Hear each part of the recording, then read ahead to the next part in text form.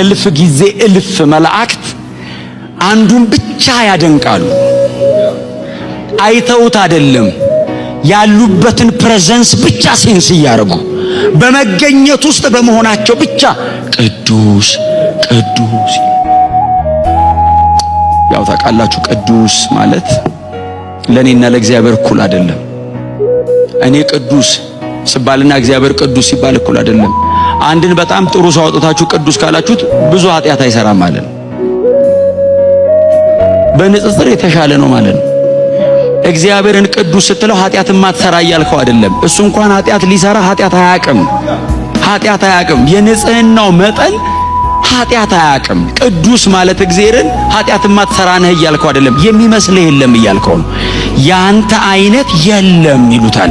ብቸኛ ነህ። የኔ አይነት ቢሊየንስ አለ ይላል መልአኩ። የኔ አይነት የማይቆጠር አለ። አንተስ ብቸኛ ነህ። ኢሚቴት አትደረግም፣ አትኮረጅም። አንተን ለመምሰል አንጥርም። ብቸኛ ነህ።